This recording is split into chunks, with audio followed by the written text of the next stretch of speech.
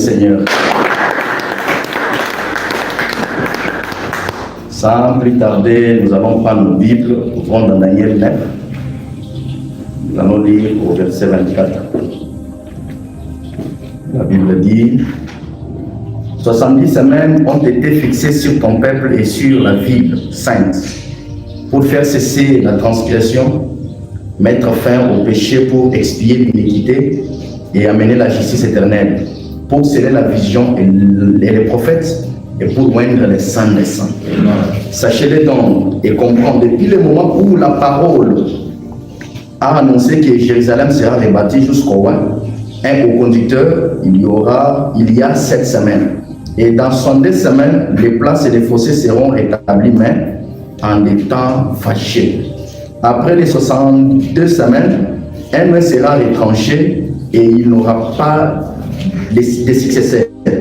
Le peuple d'un chef qui viendra détruira la ville et les sanctuaires, et à la fin, et sa fin arrivera comme par inondation. Et il est arrêté que les dévastateurs durera la dévastation durera jusqu'au terme de la guerre.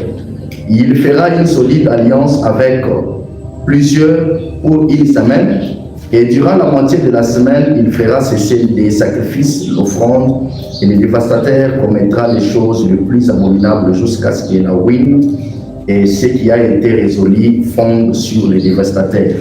Que le Seigneur bénisse sa parole. Amen. Nous allons lire encore quelque chose dans Luc 17, à partir du verset 30.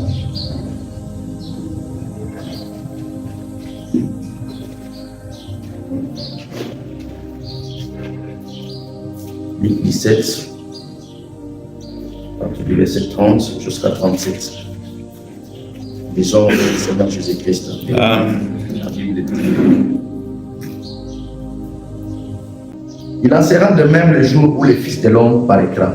En ce jour-là, que celui qui sera sur le toit et qui aura ses effets dans la maison et les descendent pour les reprendre. Et celui qui sera dans le champ ne retourne pas non plus en arrière. Souvenez-vous de la femme de l'autre. Celui qui cherchera à sauver sa vie la perdra, et celui qui la perdra la retrouvera. Je vous le dis en cette nuit, des 2 personnes qui seront dans un même lit, l'un sera prise et l'autre laissée. Et des mêmes femmes qui mourront ensemble, l'un sera prise et l'autre laissée. De 2 hommes qui seront dans les champs, l'un sera pris et l'autre laissé. Les disciples lui dirent: Où sera Seigneur? Où sera Seigneur? Il répondit: Où sera le corps? Et là s'assembleront les êtres. Que Dieu bénisse sa parole. Amen. Vous pouvez vous asseoir. Amen. Nous avons un sujet ce matin. Nous allons parler. Je vais commencer par donner un petit détail, comme Daniel venait de nous dire, dans les 70 semaines de Daniel. Et là, nous voyons Daniel en train de repartir.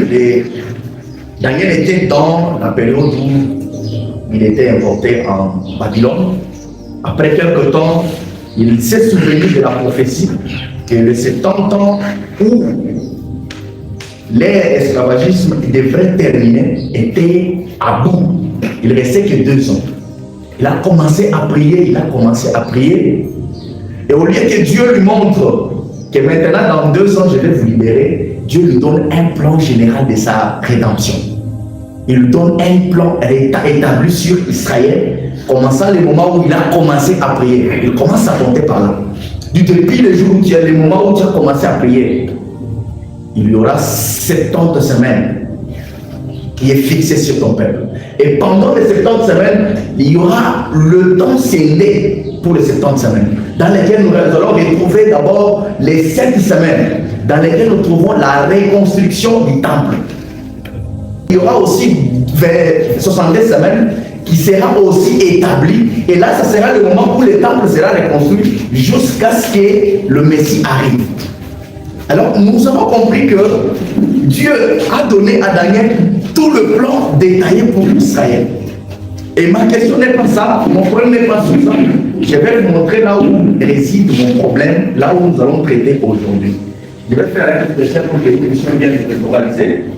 Nous avons ici 70 semaines de Daniel parce que c'est un petit enseignement qu'il faudra au moins qu'on ait un aperçu bien approprié. Nous avons 6-7 ans. Construction du temple, reconstruction du temple. Nous avons 62 ici, depuis la reconstruction jusqu'au 1. Jusqu'au 1. Et ici, nous voyons Christ qui vient. Et là, le 70 semaines, le 69 semaines termine. Et durant ces délais, il n'y a pas grand-chose qui nous intéresse. Et notre problème nous intéresse à partir de la dernière semaine. La dernière semaine, là, c'est là qu'est réside notre problème.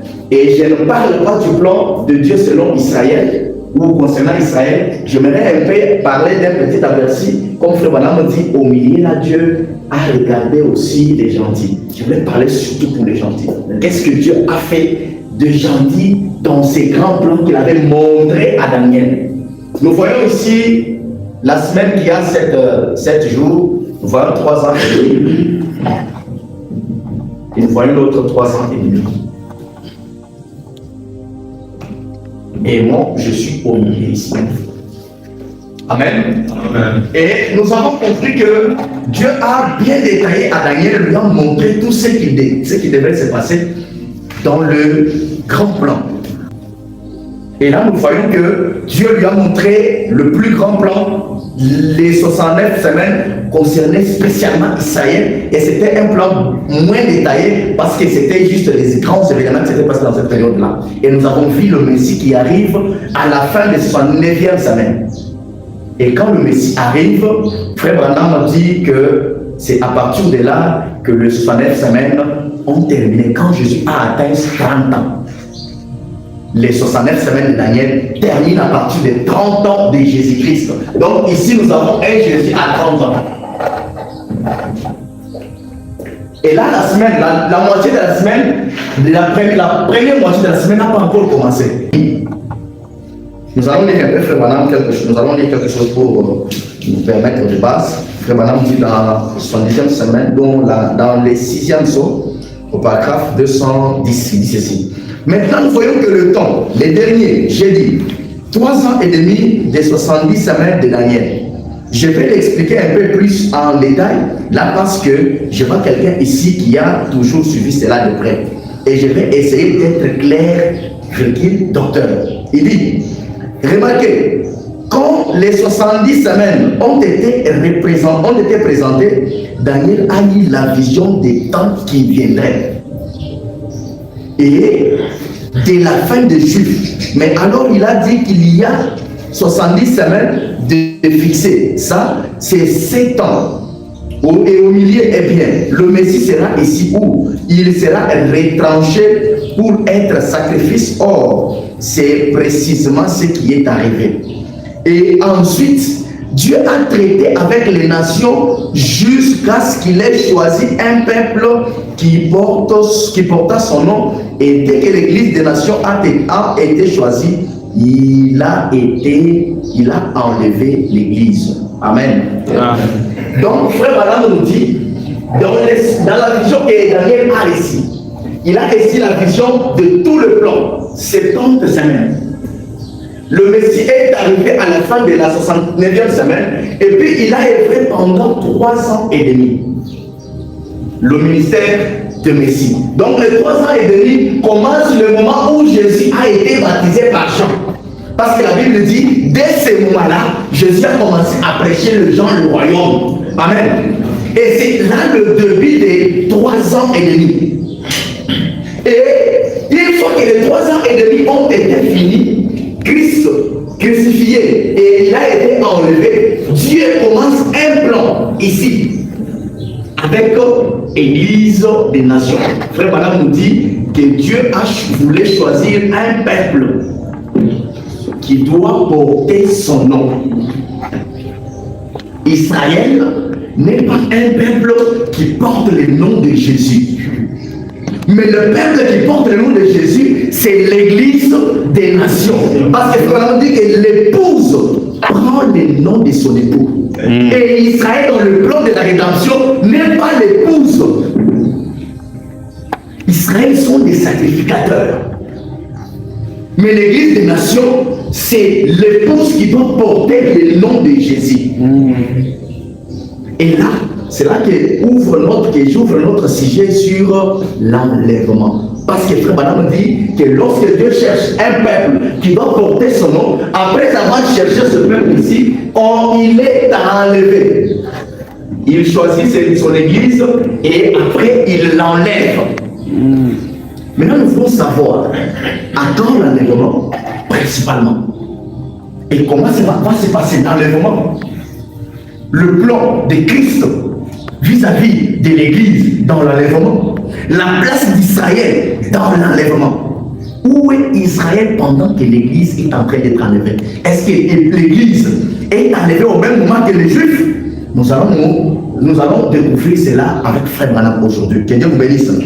Frère Branham dit, et à ce même moment-là, la Vierge endormie qui est en fait l'église, l'époux vêtu l'épouse, l'épouse est montée. Et l'église, c'est elle qui a été jetée dans les ténèbres du dehors. Là, nous sommes dans Matthieu 25. Dans le même plan, pendant que Dieu est en train de traiter avec les nations, nous voyons qu'il y a aussi une histoire qui entre. Nous avons Matthieu 25 ici. Matthieu 25 ici. Là où il y a le choix de l'épouse. Là où Christ choisit une église, choisit une épouse au milieu de l'église. Et là, nous sommes au milieu de la scène. J'ai bien encadré. Nous ne sommes pas dans les plans que Dieu a montrés à Daniel, mais nous sommes dans le milieu, là, entre parenthèses. Et si vous remarquez bien cette période ici, n'est pas numéroté. Il n'y a pas un délai précis pour cette période ici. On a seulement dit un moitié de temps et l'autre moitié au milieu de la semaine. Au milieu. On ne sait pas ça dirait combien de temps. C'est pourquoi si vous regardez bien, lorsque nous parlons de l'enlèvement, nous parlons de millénium, nous parlons de nouvelles terres et nouvelles cieux, les gens sont confondus parce qu'ils se demandent quand est-ce que Dieu a introduit le millénium, quand est-ce que l'Église a été enlevée et quand est-ce que nous sommes entrés dans l'éternité. Pourquoi? Parce qu'il n'y a pas un délai pour ces temps ici. Et Apocalypse 10, l'ange, quand il vient, au lieu de déterminer qu'il n'y a pas, il reste autant de temps, il dit seulement qu'il n'y a pas de temps. Amen. Amen. Et nous ne savons pas le temps qu'il disait qu'il n'y a pas de temps. Il y avait déjà consommé combien et il restait combien, on ne savait pas. Parce que c'est au milieu de la semaine. Dieu a traité avec Israël dans les années, dans les jours. Il a établi des fêtes sur Israël selon le nombre de jours et des mois. Mais si les gens des nations, son programme reste toujours un mystère. Il n'y a pas un temps fixé pour les nations plutôt. Il n'y a pas un temps précis fixé pour les nations. C'est pourquoi les gens se demandent à quand l'enlèvement? Qui sont enlevés? Maintenant, où est les Juifs dans l'enlèvement? Pourquoi nous pensons qu'ils vont reconstruire les temples? Pourquoi nous continuons à aller à l'église? Pourquoi nous continuons à prier Dieu? Alors qu'on a dit qu'après ce temps-là, il n'y aura pas l'expiation. Amen. Amen. Frère Branham dit ceci. Quand Dieu choisit, dans Matthieu 25, il choisit parmi les 10 églises, il choisit les 5 qui avaient les Saint-Esprit, qui avaient gardé leur huile. Il choisit les 5 et les autres, il les laisse dans la tribulation. Et là, il reçoit une épouse qui porte son nom. Comme Frère Branham nous dit ici en haut, il dit que lorsqu'il choisit son épouse, il l'enlève. J'ai commencé ce petit sujet parce que nous savons que nous allons parler sur les nuées. On ne pouvait pas parler sur les nuées sans commencer par où la nuée devrait. Parce que le nuée, c'est les conséquences de ça. C'est le retour après l'enlèvement. Ouais. Amen. Frère Branham dit ceci, et l'église est laissée dedans, est laissée dans la tribulation dehors, où il y a des plaies, des cressements dedans et des gémissements et des grincements de dents. Au même moment, la tribulation est déversée sur ces gens-là, les gens de l'église. Et pendant que la tribulation est en cours, c'est là qu'apparaissent les deux prophètes d'Apocalypse 11. Amen. Amen. Pendant que l'église est enlevée. Et il y a ici les vierges folles.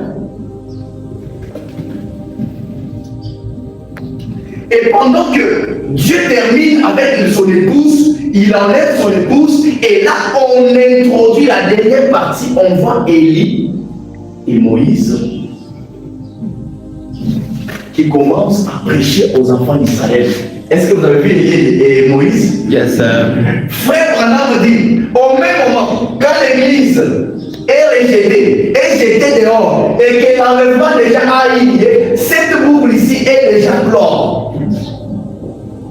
La tribulation des vierges folles, ça se passe pendant, parce que Dieu tourne les regards vers Israël pendant ce moment-là, et les vierges folles se retrouvent sans réveil.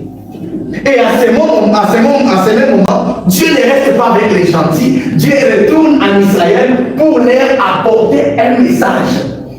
C'est la reconnaissance de Christ qui a été rejeté et qui est revenu pour que ses frères puissent savoir que ce n'était pas leur plan. C'était Dieu qui avait permis qu'ils soient rejetés pour qu'ils se retrouvent en Égypte afin de les sauver de la famine. Amen. Amen. Voilà ce qui se passe.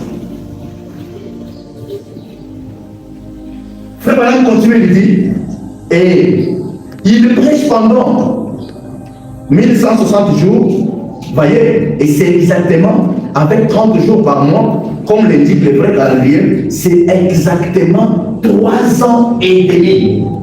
Et je vais vous dire que j'ai vu Élie, le ministère d'Élie, le ministère de Moïse, prêchant aux Juifs en ce temps du soir. Parce qu'il y a eu un Juif qui voulait dire à Frère Branham, avec ton ministère, si tu pars aux Juifs en Israël, les gens croiront réellement que Dieu est le Messie. Et ils n'ont pas posé la question à Frère Branham, mais tu nous as dit que Élie et Moïse vont venir à Israël. Est-ce que réellement ces gens-là, ils viendront, ils réapparaîtront réellement? Frère Branham voulait lui dire, je ne sais pas, mais une fois nous dit, frère, réponds-lui ceci. Être leur Messie. Et dans les 70 semaines d'année, dans l'enseignement, frère Branham dit, et en une seule nuit, tout Israël reconnaîtra leur Messie. Ça ne sera pas de gens, parce que Dieu ne traite pas avec des prophètes au même temps. Non. Mais ça sera un homme avec le ministère. Ah Seigneur. Ça sera un homme avec le ministère d'Élie, avec le ministère de Moïse, un message qui rend conscience à Israël qu'ils avaient laissé quelque chose. Yes, sir. Un message qui les ramène à la vérité qu'ils avaient rejetée. Ils étaient aveuglés et dans ces mêmes périodes-là, ils recouvrent leur vue. Et là, ils disent, ah, mais comment tu as trouvé ces cicatrices? Il dit, c'est dans la maison de mes frères. Pendant qu'il dit ça, ses frères reconnaissent que c'est le ministère de Messie. On nous a dit, quand le Messie viendra, il fera ceci. Yes, sir. Et là, les autres sont en train de regarder Israël pour le voir. Le temps de regarder Israël est déjà fini. Et je vous dis bien, c'était avant 1948. Avant 1948, c'était le temps de regarder Israël. Après 1948, on a vu Israël devenir une nation. On ne pouvait plus encore regarder au figuier. Amen. Parce que son bourgeon nous ramène que le Messie est déjà là. Amen. Et c'est à ce moment-là qu'Israël reconnaît aussi leur Messie. C'est dans le même moment, dans ce même moment, que l'épouse est enlevée et que les vierges folles dans les ténèbres du dehors, avec les sensations, il reste avec de mouvements. Amen. Mais la parole est déjà scellée parce que l'écran est déjà révélé. Il n'y a qui n'a pas. Amen. Amen. Frère Branham continue de dire, c'est 70e semaine, la dernière partie de 70 semaines des derniers. Vous voyez, Dieu n'a pas traité avec Israël entre-temps. Non, messieurs. Donc, pendant que l'Église est enlevée, pendant cette période où Dieu traite dans les âges de l'Église, Dieu ne traitait pas avec Israël pendant qu'il était avec les nations. Israël était éparpillé partout dans le monde. Il était oublié de Dieu. Et Dieu, son programme était de se chercher une épouse des nations, une épouse qui devait porter son nom. Une fois l'épouse trouvée, il l'enlève, il laisse les vierges fortes dans la tribulation, et là il retourne à Israël avec le ministère d'Élie et Moïse, qui les redonne la conscience qu'ils avaient loupé quelque chose dans sa première venue. Que Dieu vous bénisse. Amen. Maintenant, à quand l'enlèvement? À quand l'enlèvement?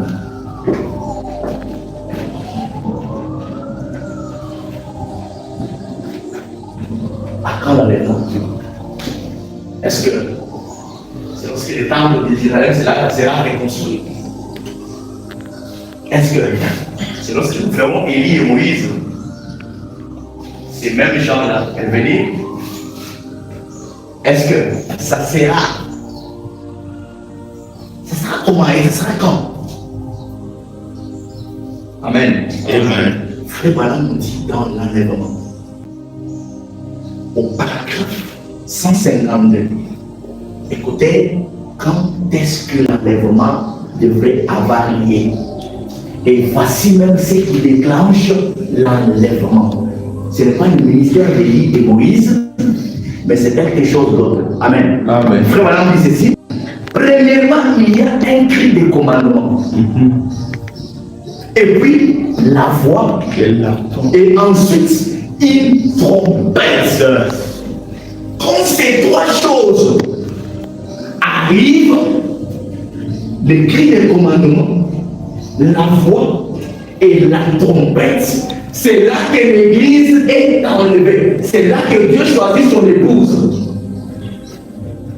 Mais qu'est-ce que cela veut dire maintenant? Il dit, un cri de commandement, c'est un messager qui prépare les gens. Ici, nous voyons encore Malachie 4. Élie qui doit nous ramener à la foi des pères. Amen. Amen. Il dit, un messager qui prépare les gens. La deuxième chose, c'est la voie de la résurrection. Pendant que le messager de Malachie 4 est en train de proclamer son message, est en train de ramener les gens, les cœurs des enfants au Père, au même moment, les morts sont ressuscités. Amen. Amen. Il dit, c'est la même voix forte dans Jean 11, 38. Qui appela Lazare hors de la tombe. C'est pourquoi le messager de l'âge veut vous dire que vous ici, vous ne mourrez pas. Si on vous dit que je suis mort en Branham, sachez que c'est un mensonge. Pourquoi? Parce que pendant son temps, il y avait les cris des commandements et il y avait la voix de la résurrection. Donc chaque âme qui touchait à la parole de Dieu, chaque âme qui entendait la parole de Dieu revenait à la vie. Cela a été fait dans le titre lorsque Christ mourra. La Bible dit qu'il entra dans les bas-fonds de l'enfer. Et il a prêché aux âmes, pas au corps qui était mort. Il a prêché aux âmes qui étaient là, dans les cachots, dans les prisons de l'enfer. Et la Bible dit qu'ils ont été ramenés dans la sixième dimension. Un type de l'enlèvement qui devrait se faire en ce temps du soir lorsque Christ choisit son épouse. Amen. Frère Branham dit le rassemblement de l'épouse, puis la résurrection des morts pour être enlevé. Le cri de commandement, c'est le rassemblement. La voix de la résurrection, c'est la résurrection de chaque âme qui a été mort pour la cause de Christ. cours des âges. Je ne parle pas les martyrs, les martyrs juifs. Je ne parle pas d'eux. Parce qu'eux ont l'air aussi blancs. Ils ne se retrouvent pas ici. Ici, nous parlons de l'église de cet âge. Amen. Les 6 âges en deux. Tous les gens-là qui ont été morts en Christ au cours des 6 âges qui précèdent le message ou le cri de commandement, c'est à ces hommes-là que le messager de Malachie 4 s'adresse pour qu'ils reviennent à la résurrection. Amen. Amen. Ces gens-là, lorsque le Malachie 4 proclame son message, ils reviennent à la résurrection. Pourquoi? Pour les rassemblements de ceux qui sont déjà ensemble et enfin pour la montée, pour qu'ils soient enlevés. Et là, Dieu boucle le plan des gentils. Que Dieu vous bénisse. Amen. Frère Branham dit, maintenant observez comment les 3 choses arrivent. Donc, l'enlèvement arrive par 3 choses. Il y a le cri, la voix, et aussi il y a la dernière chose, le cri, la voix et puis la trompette. Voilà le moment précis de l'arrivée de l'enlèvement. Quand ces 3 choses arrivent, c'est à ce moment-là que l'enlèvement de l'épouse a lié. C'est pourquoi Frère Branham a prêché le départ soudain et secret de l'épouse terrestre et de l'épouse céleste. Amen. C'est parce que ce n'est pas quelque chose que les Juifs pouvaient vous expliquer, parce que ça ne se retrouve pas dans leur plan. Dans leur prophétie, les gentils ne se retrouvent pas là-bas. Il vous dira que Dieu a établi sur nous 70 semaines dans lesquelles il a fait 69, c'est jusqu'à ce que le Messie est venu. Et après, le Messie a prêché, il est rentré. Nous avons été dispersés. Et après, nous avons relevé notre patrie. Le plan de Dieu est accompli. Amen. Amen. Mais si vous voulez parler de l'église, de cet âge de l'église, c'est une chose qui ne les concerne pas. Si vous voulez parler de ces 3 choses qui devraient arriver, bien que la résurrection se trouve ici, ce n'est pas pour eux. Ça concerne les 7 âges de l'église, depuis le courant de Paul jusqu'au courant de William Branham. Que Dieu vous bénisse. Amen. Frère Branham continue de dire, quelle est la chose suivante? C'est une trompette. Un cri de commandement, une voix de trompette. La troisième chose, c'est une trompette. C'est elle qui, à la fête des trompettes, a toujours appelé les gens à venir à la fête. Et quelqu'un vous dira, non, Frère Branham nous a prêché le message, il a fait son travail, il est le livre de Malachie, car nous le croyons, il est aussi comme Jean-Baptiste, mais nous savons une chose, que le message va nous montrer le Messie, et c'est le message que nous ferons entrer dans les milléniums. Est-ce que c'est ce qui est écrit ici? Les 3 choses faites une à une dans un même moment, au même moment. Le messager arrive, il prêche, ça va, elle excite les morts, et sa trompette nous ramène dans la fête. Il dit, et c'est elle qui nous amène dans la fête de trompette, a toujours appelé les gens à venir à la fête. Il y aura les soupers de l'épouse, les soupers de l'agneau, avec l'épouse dans les ciels. La première chose qui se produit, c'est son message qui appelle l'épouse à se rassembler.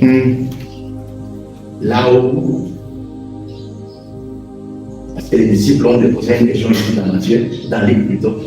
Ils ont dit, mais où est-ce? Ça sera où? Et au lieu, écoutez que j'ai dit ça, au lieu que Jésus leur dise que ça sera ici, ça sera où tel endroit, écoutez, là-haut, c'est un décor. Il dit, les disciples lui disent, où serait-ce? Ces choses se feront. Où se passera l'événement que tu nous dis, deux sera ensemble dans les champs, l'autre sera. Parce que dans Luc, Vous allez comprendre qu'il est en train de parler de trois prophéties, de deux prophéties. Il parle d'Israël, toujours dans le même chapitre. Il parle à la fin des gentils. Maintenant, les disciples ont posé la question, mais ce sera où? Est-ce que ce sera avec nous? Ce sera ici en Galilée? Au lieu qu'ils lui disent, non, ce sera lorsqu'il sera à Jérusalem, il est répondu ceci. Où sera le Seigneur lui dit, où sera les corps? Est-ce que vous avez Jésus, vous avez vu Jésus les corps aujourd'hui? Il dit, c'est là que s'assemblera les aigles. Les aigles s'assemblent toujours tout autour d'un corps, d'un homme, de la parole ouinte. Les aigles ne s'aventurent pas autour d'une parole d'histoire. Les aigles ne s'assemblent pas autour d'une parole future, promesse. Non! Les aigles s'assemblent autour du corps. Et si, à ce dernier jour, vous avez vu un homme qui a accompli cette promesse, c'est là que vous allez réellement comprendre que l'enlèvement, c'est autour de cette personne-là, autour de ce corps-là, que se fera l'enlèvement. Amen. Amen. J'ai toujours aimé les disciples de Jésus parce qu'il aime beaucoup les détails. Il aime poser des questions là où ça semble difficile. Il dit, il nous a parlé de ceci. Ils ne sont pas intéressés pour eux parce qu'ils savaient, bien sûr. Pour eux, ils n'ont pas demandé. Quand vous serez dans les champs, vous ne rentrez pas. Ils n'ont pas posé la question sur ça. Ce qui est devenu difficile, c'est lorsque Dieu a dit, dès seront en train de moudre, on va prendre un, on laisse l'autre. Dès dans un lit, on prend un, on laisse l'autre. Dès dans le champ, on prend un, on laisse l'autre. Mais ça sera où? Amen. Et moi, Jésus pouvait leur dire, c'est dans les champs de Pétro. Chacun devrait aller chez Pierre. Dans son champ pour attendre que l'un soit enlevé de l'autre. Mais pourtant, il fallait que les corps arrivent. Et c'est là que les aigles vont se rassembler. Et au même moment, l'enlèvement va se faire. Les aigles s'envolent. Que Dieu vous bénisse. Amen. Et c'est là qu'on enlève l'église, l'épouse, et qu'on laisse l'église. C'est là que l'église qui porte le nom, la Madame Jésus, s'envole. Elle laisse l'épouse, l'église, dans la tribulation. Que Dieu vous bénisse. Frère Madame dit ceci. La première chose qui se produit, c'est son message qui appelle l'épouse à se rassembler. La chose suivante, c'est la résurrection de l'épouse qui dort, celle qui mourit dans les autres âges. Est-ce qu'on a dit depuis l'époque des noms? Non. On dit depuis les autres âges. Donc ici, nous commençons de Paul. Ici, nous commençons par Éphèse, qui est Paul. Commençons par Éphèse jusqu'à la Odyssée.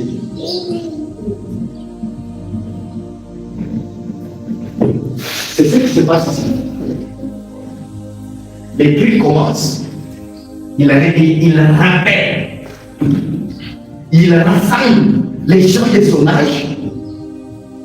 La trompette sonne pour que les âmes qui ont été durant les âges de l'Église, qui étaient morts en Christ, puissent revenir à la vie quand la trompette sonne pour qu'ils soient tous enlevés. Ici, il n'y a pas question d'Israël. Et si vous regardez bien, ici, Israël n'est pas enlevé. Je vous dis ça. Israël, en tant que nation, n'est pas dans le plan, ne se retrouve pas dans le milieu de la semaine. Ce qui sous-entend que Israël, en tant que nation, n'est pas dans l'enlèvement. Amen. Amen. Parce que Dieu ne traite pas avec les nations au même temps que les Juifs. Et qu'est-ce qui arrive après? Celles qui vivent dans les autres âges, qui sont enlevés ensemble. La trompette les appelle à la fête dans le ciel. C'est là qu'il arrive, mes amis. Vraiment, là, nous rassure. Nous, en tant que ses amis, en tant que ses frères, Et lorsque le messager de Malachie 4 commence à proclamer son message, il rassemble les gens de son époque. Il rassemble les gens de son âge. Et lorsqu'il y a la voix maintenant, la voix appelle tous ceux qui étaient morts au cours des 6 ans passés. Et au même moment, la trompette sonne. C'est parce que Paul a dit, nous ne dévancerons pas les morts.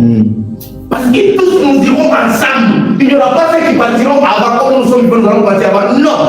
Les morts ressuscitent. Nous et les morts, nous sommes enlevés. La trompette sonne au même moment. La résurrection se passe. Nous sommes transformés et nous allons tous dans la gloire. Amen. Amen. Et on vous demande, non, vous allez partir, mais regardez, vous êtes venus encore aujourd'hui à l'église. Vous êtes quand même déjà parti. Vous voyez, vous faites les choses comme nous. Vous partez au boulot, vous faites tout le but que vous êtes enlevé. Écoutez quelque chose, frère, on dit dans les Écritures, paragraphe 47, 453, il n'a jamais promis de susciter une nouvelle race.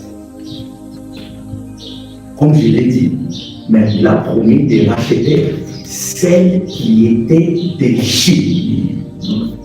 Ceux qui étaient les prédestinés à mérite comme il l'a promis, et il est le Dieu qui ne peut pas changer ça, on le sait. Dieu n'a pas promis de susciter une nouvelle race, née virginalement, mais il a promis de racheter ce qui était déchets. Votre corps corruptible au corps incorruptible. Votre cœur de pierre au cœur de chair. Amen. Il a promis de changer ce qui était déchets, de les ramener. Il continue et dit, rappelez-vous, Dieu a pris Élie après l'enlèvement et l'a transporté, l'a retransplanté parmi les peuples pour rendre sa place en tant que prophète parmi son peuple. Amen. Dieu a pris Élie après l'enlèvement, après qu'Élie soit enlevé à son époque. Il l'a transporté et il l'a transplanté pour nous servir de nous les dieux. Il dit, parmi son peuple, très bientôt, il va faire ça. Amen. Amen. On ne verra pas un Élie en or. Non. On aura un Élie après son enlèvement. Il est transporté et transplanté parmi son peuple. Est-ce que vous avez vu Élie transplanté parmi Amen. Il lisait la double portion. Que Dieu vous bénisse. Yes, sir. Frère Branham me dit, et c'est la voix arrivée. Il l'a gardé en vie et il n'est pas mort. Exact. L'immortel Élie, Stéphane a témoigné d'elle qu'il est immortel Élie. Pendant ces 2500 ans, il doit réapparaître. Quand tu parles ici, ne parle pas de 2500 de l'époque des Juifs. Il parle depuis qu'Élie était apparu à la montagne de la transfiguration.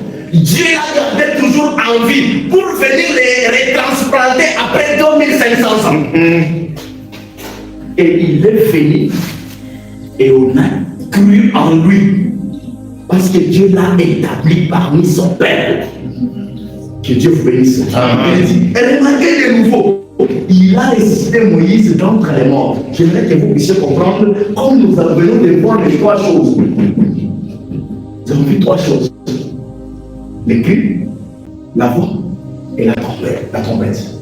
Et ici, nous sommes en train de voir les rassemblements dans les détails.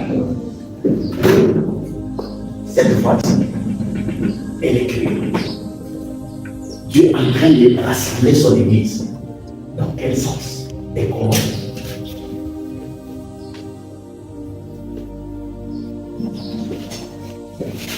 Dieu prend Élie qui était enlevé à l'époque, qui est revenu à l'époque du Messie Dieu les garde en vie pour les retransplanter après 2500 ans. Qu'est-ce que cela veut dire, frère? On nous a dit, Jésus a répondu à ses disciples, l'enlèvement aura lieu lorsqu'il y aura un corps. Et là, les aigles seront tout au cours de ce corps-là. Et il dit ceci, il continue. Lisez les livres de Ruth où est son tombeau, le tombeau de Moïse. Est-ce que quelqu'un peut le trouver? Lisez les livres de Gilles. Vous voyez, que le Seigneur les réprime quand il se disputait le corps de Moïse. Et ici, Pierre, Jacques et Jean étaient là, debout à les regarder sur la montagne de la transfiguration, dans le pays où à la montagne doit s'élever pour qu'on y habite. Voyez-vous, il dit, il est venu pour la racheter. Voyez-vous, il y avait une église enlevée. Voilà Élie, le vivant, gardé pendant 2500 ans, transporté au cours des âges, ramené jusqu'à la Odyssée, et il est transplanté dans cet âge. Parmi son peuple. C'est quoi? Abraham dit, cette église-là, c'est l'église enlevée. Il dit, l'église enlevée alors représentée. Il y avait ceux qui sont endormis, représentés. Et là, nous voyons l'église qui rassemble, qui est Élie. Et nous voyons la voix qui ressuscite les morts, qui est Moïse, qui revient après 2500 ans pour nous servir des types de l'identité de ce qui s'était passé dans la prophétie. Il dit, il y avait ceux qui sont endormis et représentés. Où ça, Frère Manon dessine un tableau et paragraphe suivant. Il dit, là, il y avait Pierre, Jacques et Jean qui regardaient toi comme témoins. Il y avait Élie, Moïse et Jésus comme témoins célestes. Voyez-vous. Ici, si vous regardez bien, dans la pyramide, lorsque l'église commence à naître, l'église évolue seule. Quand nous arrivons dans l'âge de la Odyssée, la Odyssée ici, Dieu, qui était dans la pierre faite, il descend pour se fusionner, pour se croiser avec le son de la Odyssée. Et au même moment, ceux qui étaient dans le 6 âges remontent aussi. On voit le même spectacle qui s'était passé à la montagne de la transfiguration. Les saints qui étaient endormis au cours des âges, on voit Élie qui est le type de nous les vivants de l'âge, et on voit Christ qui vient aussi. Amen. Amen. Et il doit y avoir, et c'est ce qui sert des témoins.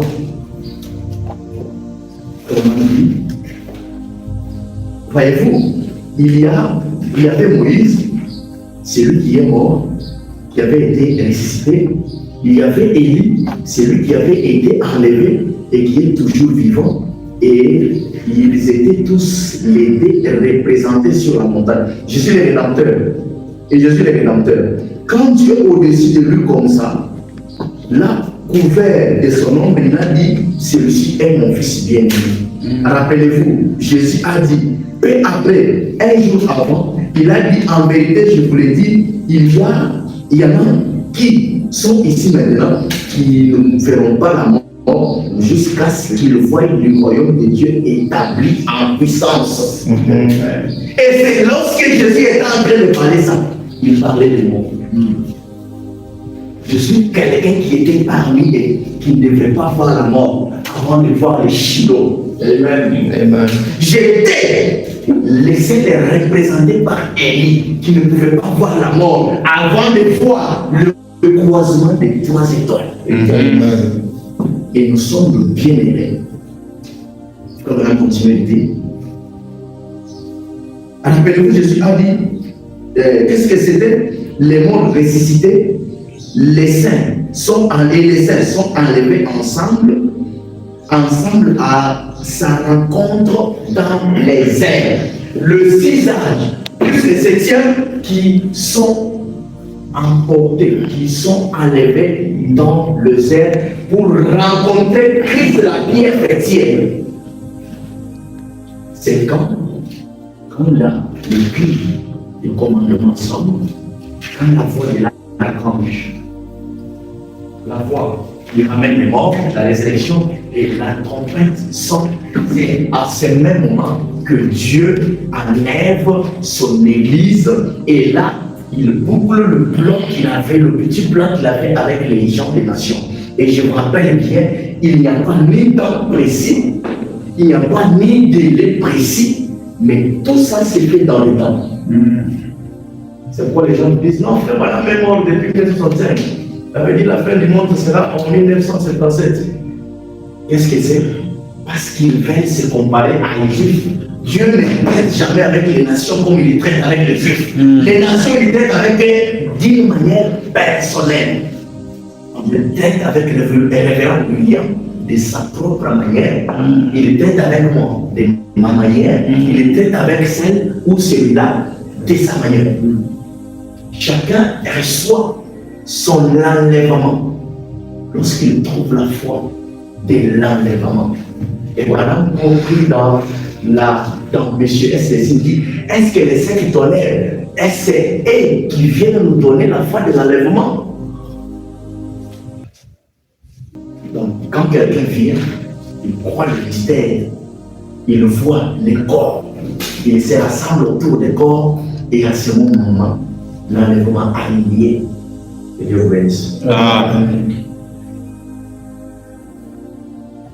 Vous voulez dire quelque chose? Nous sommes dans le Messie.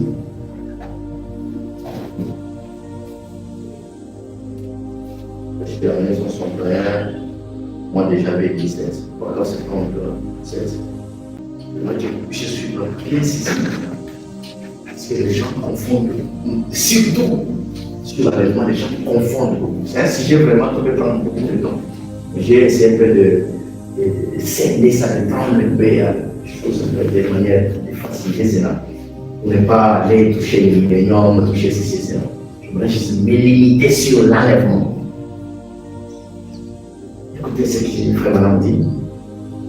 Ne se mettra jamais ses pieds, j'ai pris une citation au milieu, ne mettra jamais ses pieds sur cette terre avant que l'Église s'en aille. Donc, pour que l'Église puisse aller dans l'enlèvement, Jésus ne vient pas physiquement dans ses corps. Jésus ne mettra pas son pied sur la terre. Parce que dans la prophétie de l'enlèvement, on dit bien qu'il vient comme un voleur. Un voleur qui vient pour voler. Et frère Branham dit, il ne mettra jamais le pied sur cette terre avant que l'Église s'en aille. Et combien de savent, nous les vivants qui seront restés, nous ne défendrons pas les morts, ou n'empêcherons pas ceux qui sont endormis. La trompette de Dieu sonnera, nous résisterons et serons enlevés dans les airs à sa rencontre. C'est vrai. Ensuite, il retournera se révéler comme Joseph l'a fait à ses frères.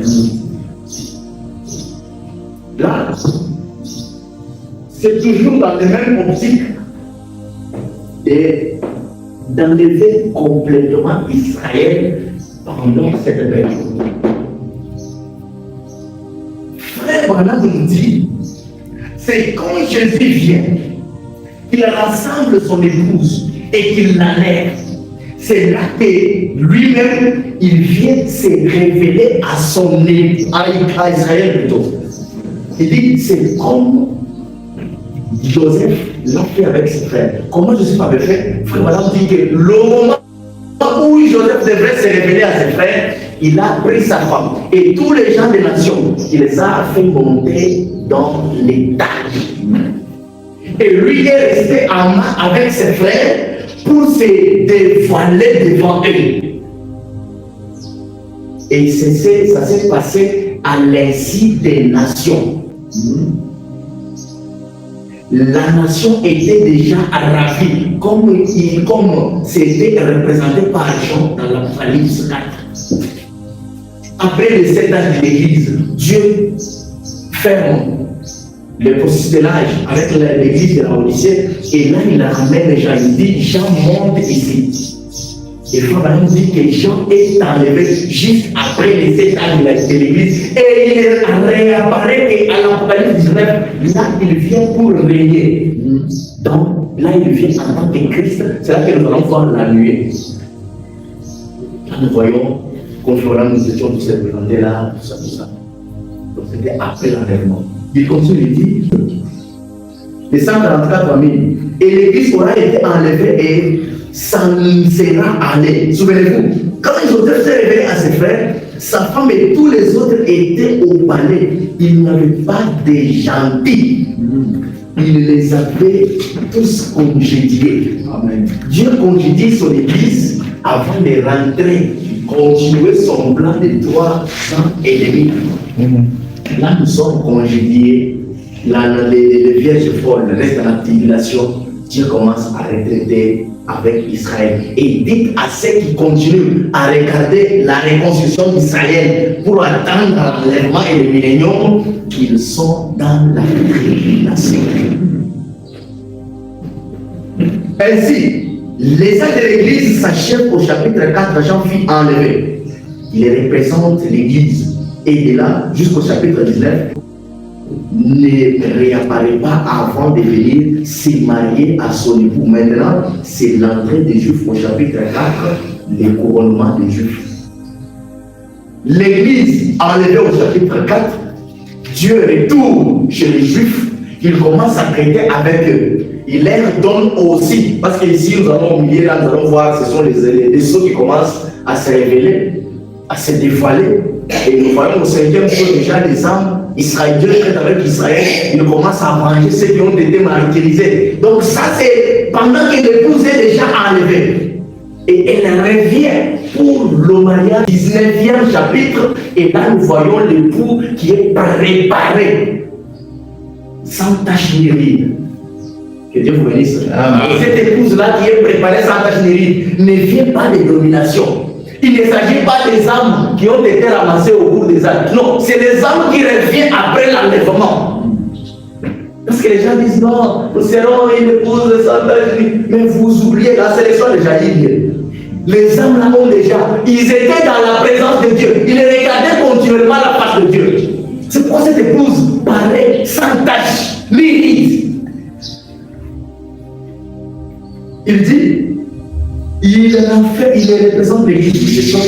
J'ai dit ça. Maintenant, si Christ vient et montre qu'il est vivant ce soir, maintenant, si j'ai bien soutenu, qu'il était le Messie et que les croyants, cela veut dire qu'il est loin et que nous avons son onction.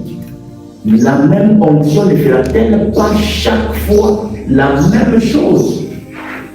Si Christ est ici vivant et qu'il a encore la même, et qu'il a prêché aux gens, je lui ferai maintenant prêche aux gens, et que la même onction qui a enlevé les gens là, selon les titres, est-ce que cette même onction ne fera-t-elle pas s'envoler vos âmes aussi dans sa rencontre? Et il dit, il n'y avait pas de gentils dans l'hôpital. C'est une question qu'il a posée et la question s'arrête pas. Il dit, je vais dire quelque chose ici, parce que l'enlèvement, selon les fêtes d'Israël, l'enlèvement s'est fait pendant la fête du tabernacle. Juste avant la fête du tabernacle, l'enlèvement s'est fait quelque part. Et le fait du tabernacle représente le 7e âge de l'Église. L'enlèvement s'est fait avant la fin des âges de la Odyssée. Amen. Après ça, nous voyons déjà Dieu qui introduit son royaume au milieu de nous. Là, nous régnons en tant qu'époux et épouse. Il faut dire quelque chose dans la dernière chapitre. il est en train d'encourager les gens. Il dit, donc, hommes et femmes âgés, ne soyez pas découragés. Si vous êtes une représentation là-haut, dans cet attribut de Dieu, ça, c'est Dieu. Si vous l'avez, si vous êtes représenté ici, vous ne pouvez pas. Vous êtes dans ce qui est éternel. Amen. Si vous êtes représenté dans ceux qui sont enlevés ici, vous êtes éternel. Il dit, si vous êtes passé du 7e jour dans le 8e, vous êtes entré dans ce qui est éternel par le baptême du Saint-Esprit. Ici, je ne prêche pas vos corps. Ici, voilà, ne s'adresse pas à vos esprits. Il s'adresse à votre âme. Ici, vous, l'âme qui est en vous, a été représentée par ceux qui ont été enlevés. Vous êtes éternel. Si votre âme a été ramenée sur la terre, allée dans les milléniums et est introduite dans la nouvelle terre, qui est le 8e jour, Frère Branham dit, là vous êtes passé de ce qui est fini à ce qui est infini. Il dit,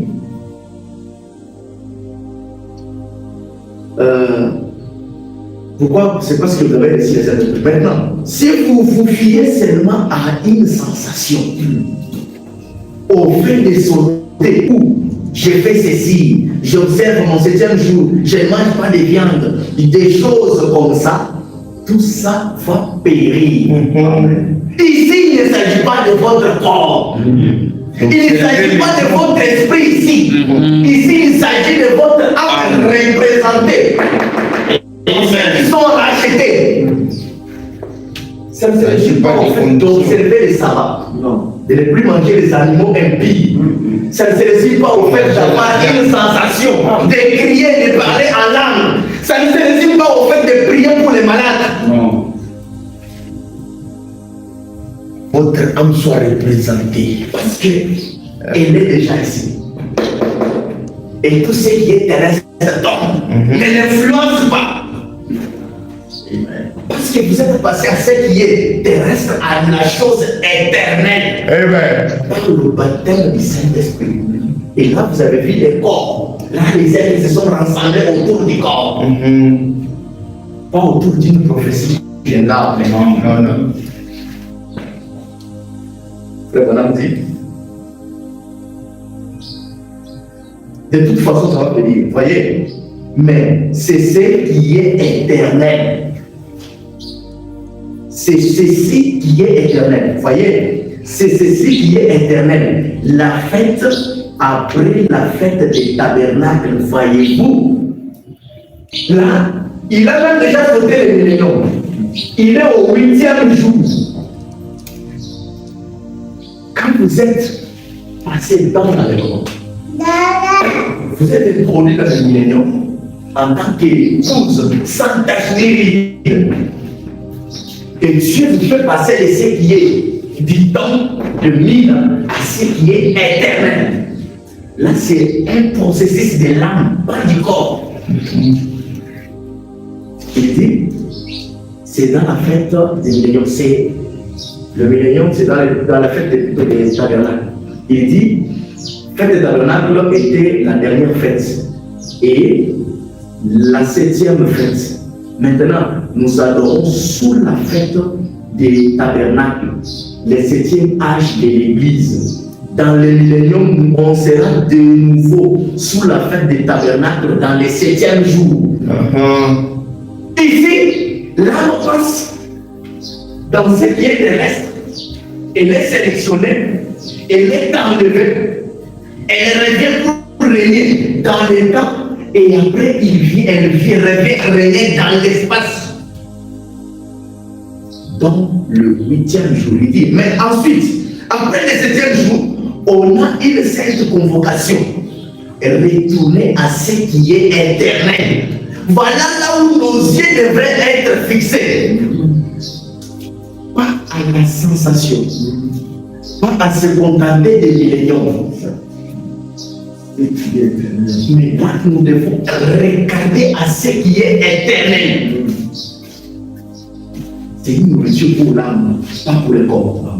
Il dit, éternel, ce qui est éternel, comment?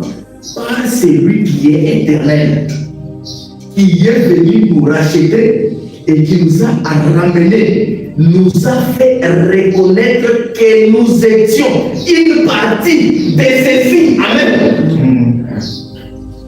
Ce n'est pas par un discours là persuasif, pas une chronologie dans la santerre, non. C'est pas celui qui est éternel, qui vient et qui vous dit, vous aussi, vous étiez là avant la création.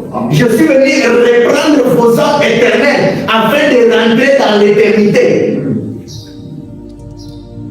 Il dit,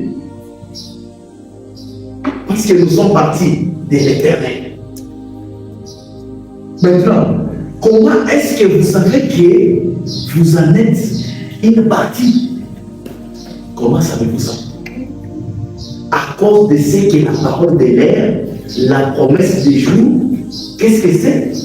Un rétablissement, un retour au premier jour, le premier. Il ramène les cœurs des enfants au Père, ramener un rétablissement de la Pentecôte authentique. Amen. Nous savons que nous sommes éternels et que nous faisons partie de cela parce que nous avons cru à la parole, à la prédication de William Branham. Amen. Parce que nous avons dit Amen à sa prédication, à la promesse du jour qui nous ramène à la foi de H.A.M. Yes, sir. La foi d'Elohim. Amen. La foi sans frère. La foi de Dieu lui-même. Il dit, il ramène les cœurs des enfants au Père, ramener un rétablissement de la Pentecôte authentique, pas des sensations. Et il manifeste la lumière du soir. Amen. Le même Fils qui s'est montré dans la lumière du matin. Amen.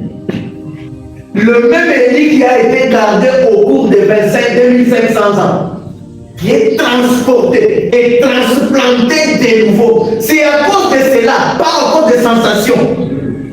Quand nous croyons à ce ministère de transplantation, c'est là que nous avons la certitude, nous avons l'assurance que réellement nous étions des éternels. Après que nous dit,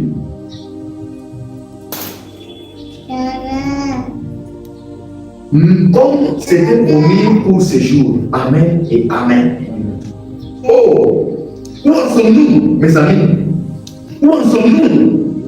On attend seulement de sortir du chemin. Maintenant pour l'Apocalypse 11. Pour qu'Apocalypse 11 soit annoncé aux Juifs, c'est vrai, l'enlèvement qui arrive. Donc les choses doivent se suivre. Nous devons sortir du chemin. Nous devons terminer avec Dieu, devrait terminer avec nous, clôturer avec nous, avant que l'Apocalypse 11 s'accomplisse sur les Juifs, qui eux aussi réclament leurs droits.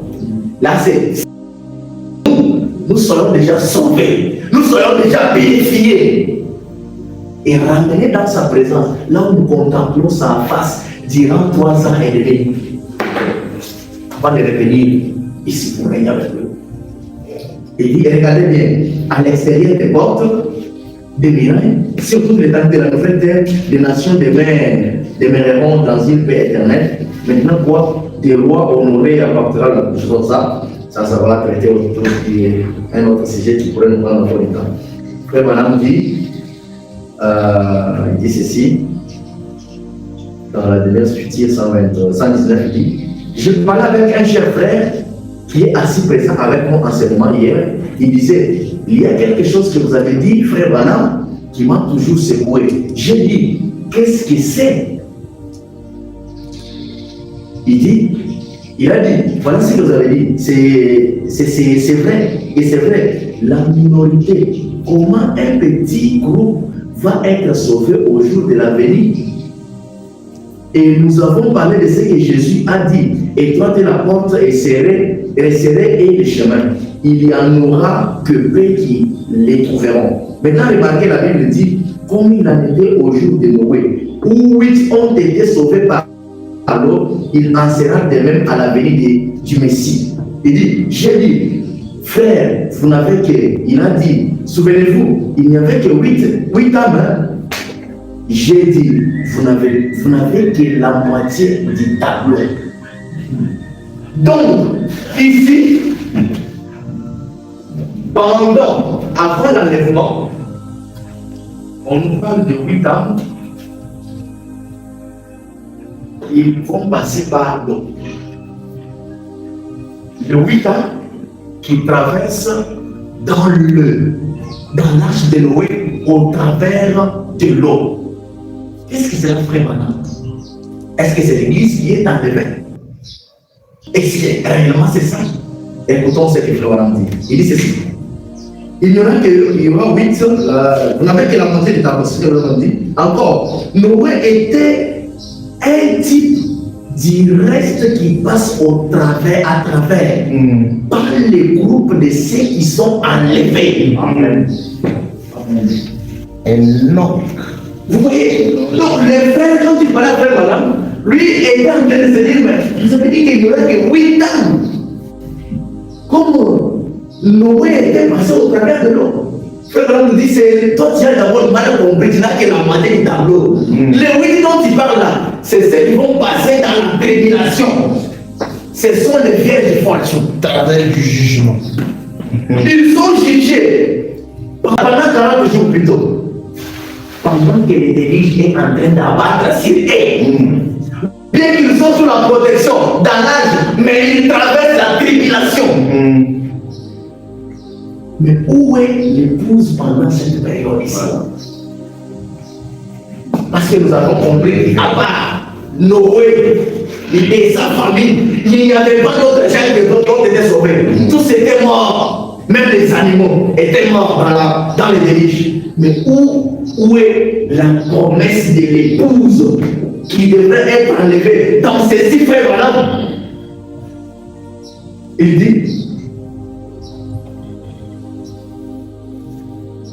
dit, pas du groupe de ceux qui ont été enlevés, ils sont enlevés. C'est un homme, un seul homme qui est parti dans l'enlèvement avant l'arrivée du déluge. Amen. Donc l'épouse n'est pas sauvée pendant le déluge. L'épouse est enlevée avant que la tribulation s'abatte sur les nations. Yes, sir.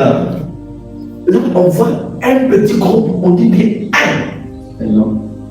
un seul barrage là. Exact. Non, nous sommes protégés dans l'âge de Noé. Oui, bien sûr, vous êtes dans la tribulation. Dans l'âge de Noé. Moi, je n'entre pas dans l'âge de Noé. Exact.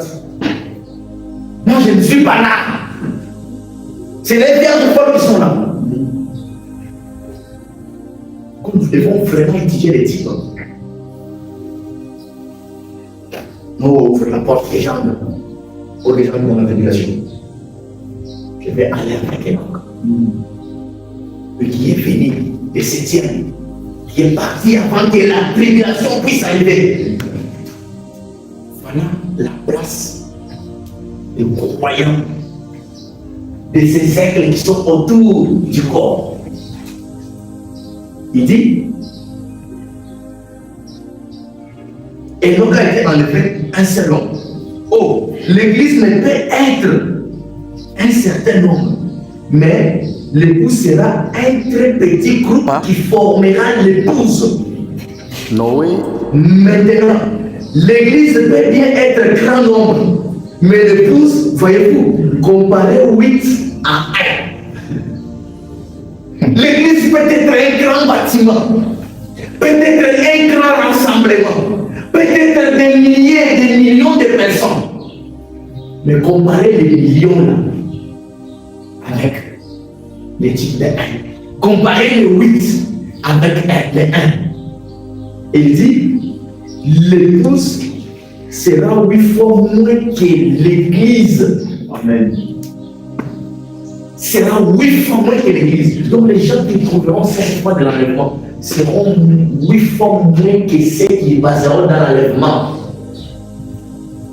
Persuadé par son enseignement, ses enfants d'entrer dans l'âge. Vous voyez, c'est le sang, vous allez passer là, des fois nous attendent de l'autre côté, nous serons en sécurité. Vous voyez, nous voyons seulement au sang de Jésus, c'est une chose, c'est là. Il a persuadé ces gens-là. Mais Enoch, lui, a regardé, il avait ce qui était plus grand que le sang de Jésus-Christ. La promesse divine. Amen. Il dit, et si les Juifs se sauvent avec paix, qui deviendra l'impie et les pécheurs, ceux qui sauront mieux faire, mais qui les font quand même, ceux qui suivent les règles de dénomination au lieu de la parole, qu'est-ce qu'ils vont devenir? Si Dieu sauve les justes avec justesse, se sauve après. Maintenant, qu'est-ce qui deviendront les gens des organisations? Que deviendront ces gens-là qui continuent à croire dans l'église qui est à la parole de Dieu? Frère Branham dit, ceux qui suivent les règles de dénomination au lieu de la parole, qu'est-ce qu'ils vont devenir? Et bien, qu'ils se disent chrétiens, qu'ils prennent le nom de Christ. Qu'est-ce qu'ils vont devenir ces gens-là? Qui sont les chrétiens par les noms. Non, vous savez, moi je suis chrétien, mais sauf dans notre église, nous n'aimons pas ça. Moi, mon pasteur ne m'a pas prêché ça. Nous sommes encore ici. Nous sommes en train de rassembler. L'église est en train d'être rassemblée. Nous attendons l'enlèvement. Le message ne nous plaît pas. Les règles des dénominations. La parole dit, au même moment que le maladie 4 vient, il y a l'écrit. Il y a la voix et il y a la trompette. Et là, l'église est enlevée. Mais regardez, les règles de la domination, frère, si vous voyez sur là-bas, vous allez partir en affaire. Nous, on nous a dit, la voix a dit, le message préparait l'avenir. Ah. Si les justes se sont avec justesse, qui deviendra l'impie et le pécheur? Qui est le pécheur? C'est celui qui suit les règlements des dénominations. Pas celui qui est en train de suivre les femmes. Amen. Il dit, maintenant parfaitement, nous aurons été un type de ceux qui passent au travers. Souvenez-vous, quand Noé est sorti, quand et avec lui, il y avait encore le péché dans l'âge. Il y avait le péché. Vous devez bien porter les cheveux. Vous devez bien porter, vous devez éviter ceci. Les règlements de dénomination. La parole de Dieu dit, au moment où Malachie 4 vient, il passe les 3 choses pendant sa naissance. Et au même moment, l'église est enlevée. Dieu tourne aux Juifs. Mais vous continuez. Dieu commence à traiter. Là-bas, vous attendez qu'on construise les temples. Ici, vous êtes en train de l'adorer. C'est quoi ça? C'est quoi ça? Vraiment, c'est ceci. Dieu m'a compris. En classe 55, ici. Il dit, son âme est descendue aux enfers et a prêché aux âmes, aux esprits et aux âmes qui ne se sont pas répandus au jour de la patience de Dieu, à l'époque de Noé. Son âme est bien descendue aux enfers, il a prêché aux esprits, il est ressuscité le 3e jour. Cela est la vérité selon les Écritures. Maintenant, la question est là. Question 140. Maintenant, 5 vierges furent-ils perdues? Ils ont raté l'enlèvement. Ils sont restés dans la tribulation. Est-ce qu'ils ont été perdus? Une question qui a été posée par un frère à William Branham. Écoutez la réponse de frère Branham. Il dit ceci. Je présume, c'est 56, qu'on pose la question 5 vierges, les 5 sages et les 5 folles. Eh bien, si vous étiez avec nous lors du 2e enseignement sur l'Apocalypse, vous avez pu constater que ces vierges, les 5 vierges folles ne furent pas perdues. Malgré qu'ils passent dans la tribulation, mais quand même ils ne sont pas perdus. Il dit, mais ils ne firent pas permis d'entrer au souper des noces. Et on manquait la sainte convocation. Et ils ont raté le souper des noces. Parce qu'ils ont été incrédules à la parole de leur jour. Ils n'ont pas prêté attention au cri, à la voix et à la trompette. C'est pour cela, frère Branham dit qu'ils ont été persécutés. Ils ont subi la persécution, furent martyrisés et ressuscitèrent à la résurrection générale. Donc, c'est que nous sommes en train de parler avec vous ici. Et ne le savent pas. Ils s'attendent seulement à la résurrection générale. Après tout, où est-ce que nous avons loupé cette promesse-là? Le mouvement est déjà passé. Comment ça? Comment nous avons manqué de voir ça? Comme lorsque Christ viendra pour juger, et il ressuscite aussi ensemble pour être jugé. Pour passer devant les trônes blancs. Mais les enlever, la Bible dit que les saints jugeront les mondes. Nous serons là pour leur prêcher les sept tonnerres. Nous serons là pour leur rappeler ce que fait les trois choses qu'a apporté Malachie 4. Parce que Dieu ne devrait pas nous faire la race. Dieu devrait commencer par nous ramener, nous enseigner, nous rappeler à revenir à la foi des pères. Et lorsqu'on dit Amen à ça, nous sommes passés de la mort à la vie.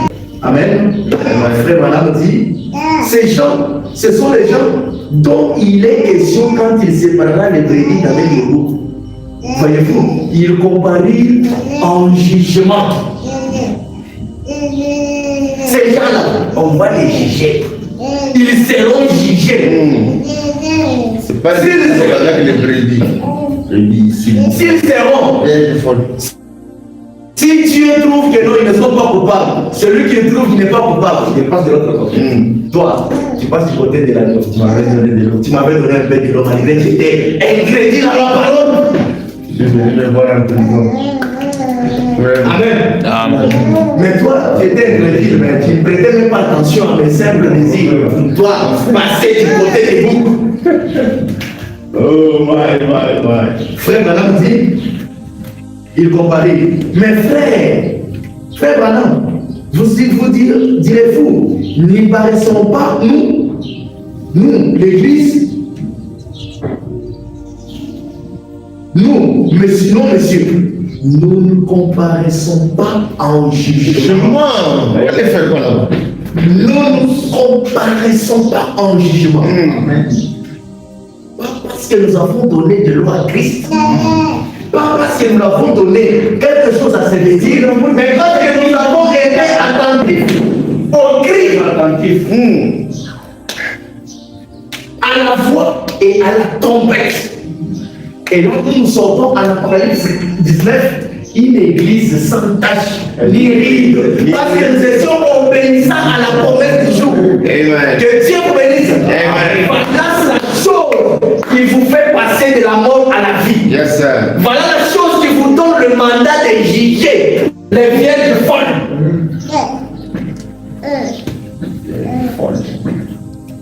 Frère Madame dit, nous comparaissons présentement en jugement. Exact. Nous sommes. Dieu a placé nos péchés sur Christ. C'est là qu'est notre jugement. Amen. Là, il n'est pas question de diable, il n'est pas question de mourir là-bas. Là, c'est Christ qui prend ses péchés. Nos péchés là, il les porte sur lui et il les chasse du jugement. Loin de nous. Amen. Voilà le bouc à Nazareth. Dieu frappe sur lui. Amen. Tout ce que nous avons fait, Dieu les déverse sur Christ. Et Christ va là-bas dans le désert. Nous restons dans les corps, étant libérés, épilés. Amen. Vraiment, Dieu soit loué. Frère Branham dit, c'est lui qui écoute ma parole, Jean 5, 24. C'est lui qui croit, c'est lui qui m'a envoyé à la vie éternelle. Et ne vient pas en jugement,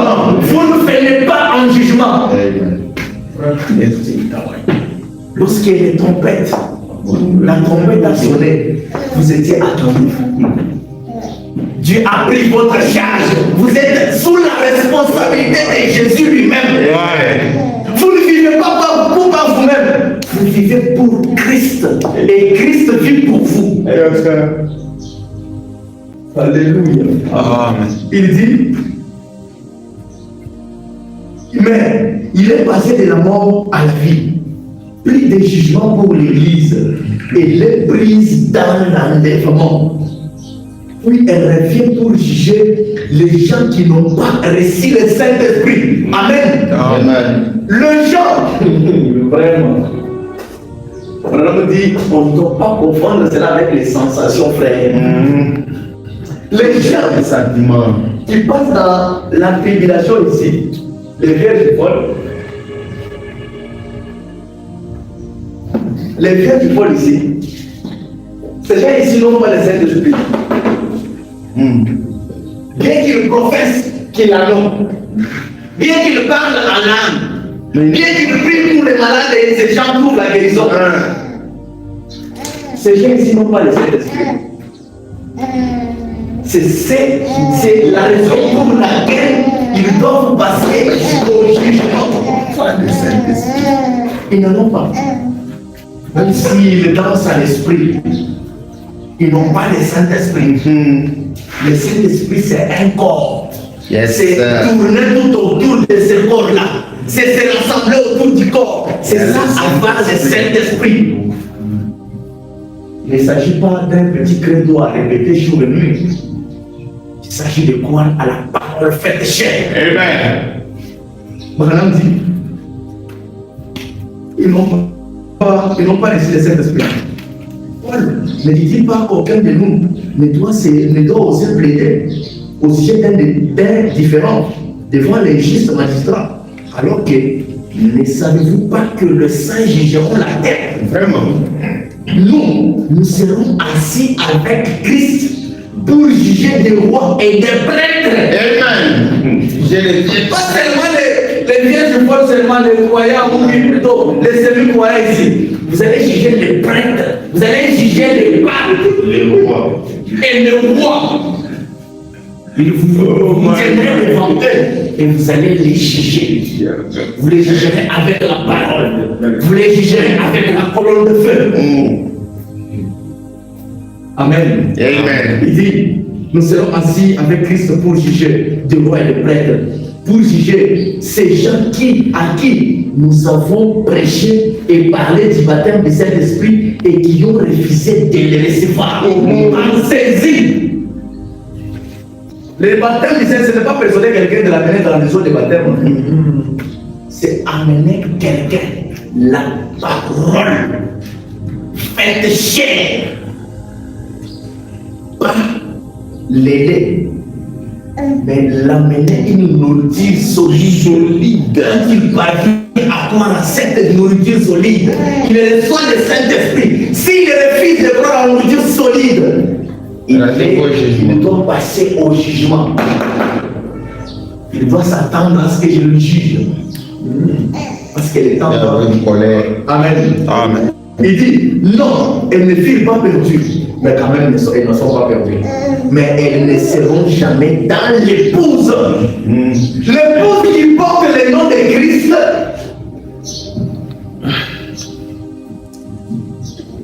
L'épouse n'est pas chrétienne. L'épouse n'est pas chrétienne. Le nom de l'épouse n'est pas chrétien. Non. Le nom de l'épouse, c'est Christ. On appelle Madame Jésus. L'épouse qui ne porte pas ses noms. Les gens qui passent dans la tribulation ne feront jamais partie de l'épouse. Ils ne seront jamais Christ. Ils ne seront jamais Christ parole. Bien qu'ils ne seront pas perdus, mais ne font pas partie de l'épouse, même après les jugements. Même s'ils sont sauvés, ils ont quand même été validés, ils sont sauvés, mais ils ne feront pas partie de l'épouse. Exact. Ils ne seront pas Christ white. Mais c'est les gens qui ont cru à la voix, au cri, à la voix de la résurrection Et là, à la converse, c'est ces gens-là qui font partie de Christ. Amen. Amen. Que voilà dit, elles reviendront dans la seconde résurrection, mais ne seront jamais partie de l'épouse. Et seront jugées selon la façon dont elles traitent la lumière qu'elles reçurent. Qu'est-ce qu'ils avaient fait à l'époque de Paul? Qu'est-ce qu'ils avaient fait à l'époque d'Irénée? Qu'est-ce qu'ils avaient fait à l'époque de Colomba? Qu'est-ce qu'ils avaient fait à l'époque de Luther? Qu'est-ce qu'ils avaient fait à l'époque de Wesley? Et qu'est-ce qu'ils ont fait à l'époque d'Élie l'immortel? Frère Branham dit il y a ici un homme qui peut allumer la lumière. Il dit que ces gens-là, ils préféraient toujours vivre dans la lumière que dans la lumière.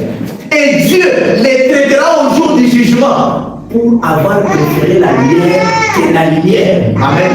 Amen. Il dit, or, cette partie-là sera l'affaire de Christ. Cependant, elles ne firent pas perdues, mais elles ne feront jamais partie de l'épouse, même si elle espère être l'épouse. Non, elle est seulement Église. Elle n'est pas non plus épouse.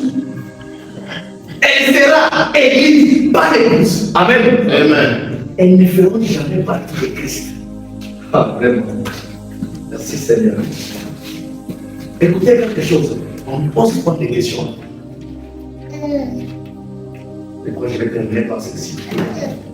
On pose souvent des questions. Frère, enlevez. Enlevez. Comment je vais toi? Enlevez habillé comme ça. Enlevez de dormir allant au boulot. Écoutez ce que frère Branham dit.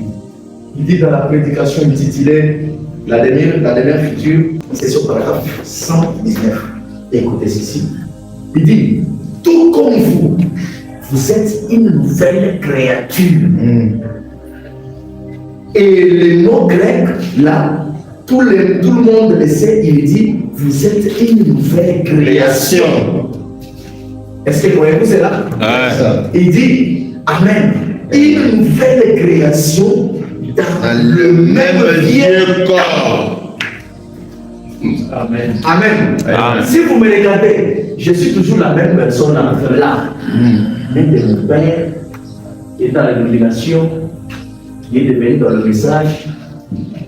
Je suis toujours la même personne. En me regardant, je ressemble toujours à la même personne. Mais seulement, je suis une nouvelle création dans mon vieux temple. Vous êtes une nouvelle création dans votre ancien ou dans votre vieux temple. C'est pour ça que je dis, l'enlèvement concerne l'âme. L'enlèvement ne concerne pas vos corps mortels. L'enlèvement concerne vos théophanies. L'enlèvement concerne nos âmes. Amen. Amen. Ces corps qui ne portent pas la corruption. Ces corps qui est parfait. Ces corps qui est sans tache, ni ride, ni rien de semblable. Ces corps qui contemplent la face de Dieu continuellement. Que Dieu vous bénisse. Amen.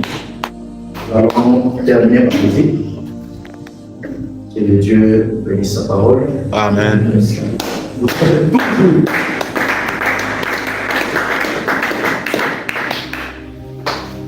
toujours dans les vieux temples, mais des nouvelles créatures. Yes, sir. Nous allons tenir debout.